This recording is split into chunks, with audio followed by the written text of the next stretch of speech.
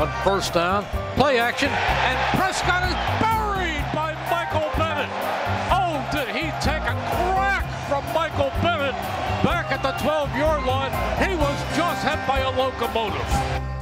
What's your impression of the Philadelphia fans? I always thought the fans were gritty, but and we're super into the game. They love the football. Like, Philly is like one of those cities that the city embodies the people, and I think the team embodies the same type of attitude, like a hardworking class of people and a hardworking team. So now that I'm here, I can see that that's exactly what I thought it was. And then when you go into the stadium, the fans there, it's like Philly. They're true but honest, true but fair. And, when you're doing good, they're gonna be there to support you. And sometimes when you're bad, they're gonna let you know what you need to fix. Sometimes when I'm in the car, on the Uber, and I heard 94.1 or one of those radio stations, and I just hear like the fans saying exactly who needs to be in the game and why. So obviously the fans love the Eagles, so they feel like they're part of the game, so that's important.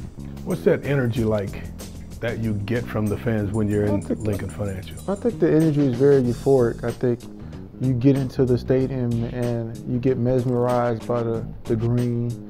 You get mesmerized by the names on top of the stadium. When you look up, you see Reggie White, you see Clyde Simmons, you see Jerome Brown, Seth Journey. You see all these great, legendary defensive players, and then you want to go out there and embody what they embody when they play. So every time I step on the field, I tend to think about the way that they play defense. And then I come from a defensive background as far as always being on great defenses, and so being here, there's nothing new to that. And just the people who've done it before me here, I always want to pay homage to them, and I respect the atmosphere every time I go out there, because you see the people who've been there. And I just love that about it. That's what I love about going into Lincoln Field, is that I feel that energy of the past.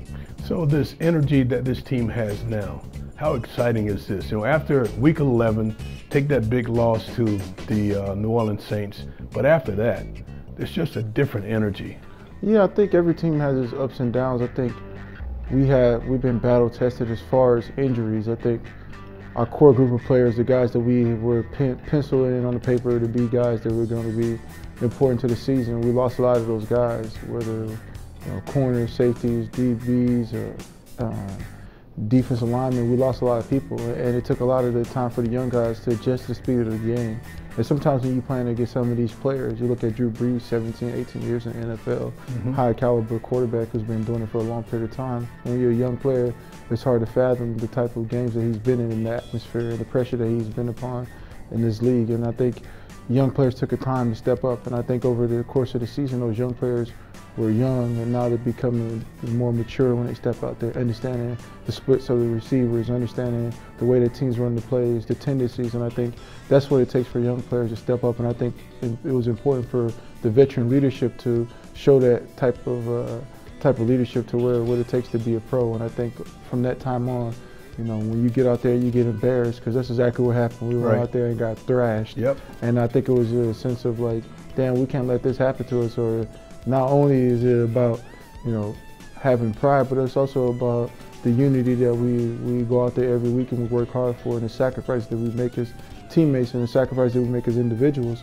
And so we want to be able to have that collective, victory upon each other. And I think it's important that as the veterans, we wanted to bestow that upon them, to be like, look, we can't let that happen again, because at the end of the day, it's also about the Eagles, but it's also about the name on your back, you know what I'm saying? The people, Correct. Your family members, the people that came before you. And I think that's important for us to always take that jump. And I think that was really the jump that we took, was we took ownership of our team. We took ownership of how we did practice. We took ownership of how we present ourselves on the field.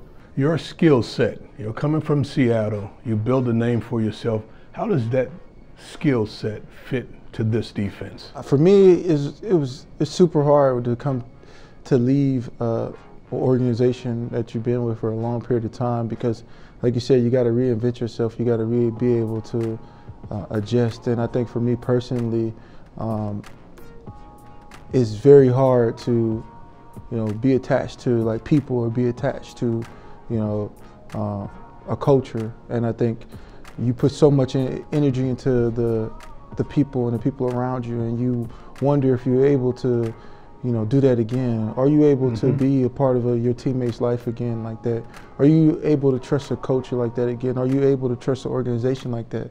And I think every player that's been a part of an organization for a long time, those questions go across their mind. How do I redo? How do I be into something? How do I give myself again without having that sense of, that disconnect? And I think for me, it took a little bit of time to build those bonds up with guys like Fletcher and Chris and Malcolm and DB and BG and all these guys and Haloti and Timmy and all those guys. And I think I wanted to be able to find a way to position myself and not step in and be like, oh, I'm the leader or this or that. I wanted to be able to fall back and let the guys who's been leading before and find a way to contribute in a positive way. And I think my skill set has allowed me to do that because I've been able to be moving around different positions, wherever they put me at. I always wanted to produce. And I think for me, I think a player is always judged on what he does in his later years of his career. When you're in your 30s, you're 33, 34, can you still produce? Can you still play at a high level? And I think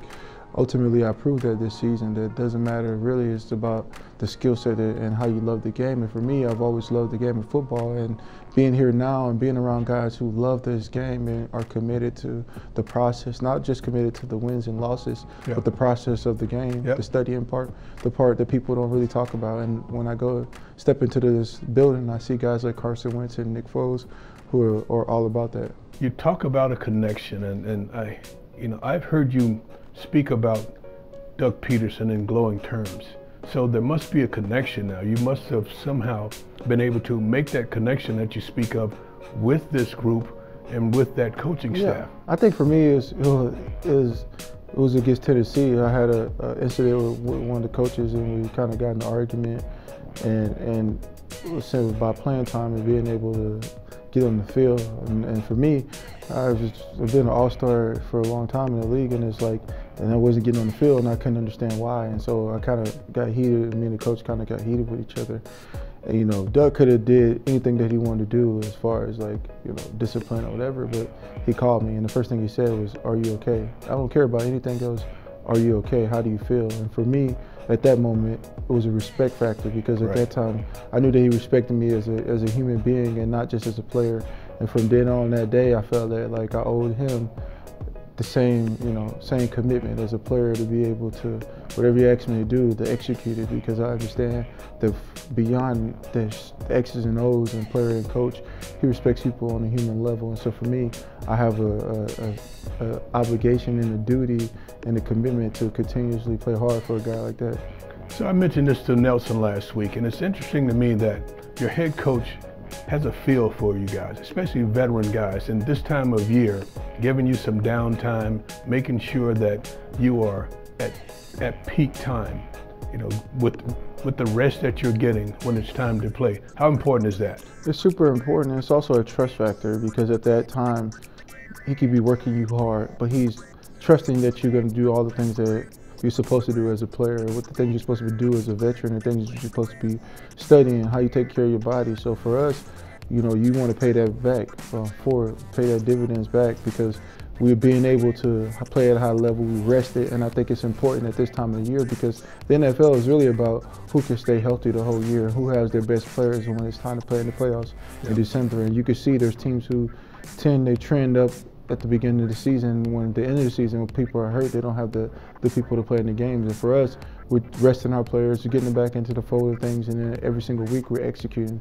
And we played our best football towards the end when we really needed to. And I think that really shows a lot about us because we're so judged on how we fight in adversity. And I think for me personally, to be able to show that grit, not only to myself and my teammates, to be able to show my daughters that there's times in life where you're going to be down and you have these choices. Either you stay down or you're going to get back up. And I think for us, And me, we got back up every single time, no matter what the punch was, how we got hit. We stood up and we faced ourselves. And I think for us, that's what this season was really about. And it's always hard after you go to a Super Bowl the year before because there's so much happening, so much surrounding. It's the media, it's the obligations, the contracts, the new things that are happening, and you have to reconnect to yourself or reconnect to your teammates on a constant thing because there's different variables now than there were before. And I think it's important that we had to reconnect to ourselves and recommit to who we are as a team and who we are as individuals. Michael, Philadelphia is glad that you are here. I'm glad that you are here, and I hope you finish your career here in Philadelphia. Me too, man. I think for me, like being in this organization, like I said, I grew up with defense. There's guys that I seen growing up that I respected as players, but I respected them as men. And this organization had a lot of those guys. And to be in this city and be a part, to be on the defense where, you know, Reggie White walked through, Javon Curse came through this building. Yep. You know, these guys are guys that I looked up to, Bobby Taylor, you know, Corey Simon, you know, Jenkins, and just guys that I just love watching Babin. And then I'm in the same room as a player. Sometimes I get in awe when I walk into the locker room, when I walk into the stadium and I see and I think about those guys that I love watching playing football. And now I'm in the same locker room. Like I said, I just feel obligated to be a part of this defense and carry the defense at a high level with Fletcher and BG and Chris and all the rest of the guys. Thank you, Michael. Thank you, guys.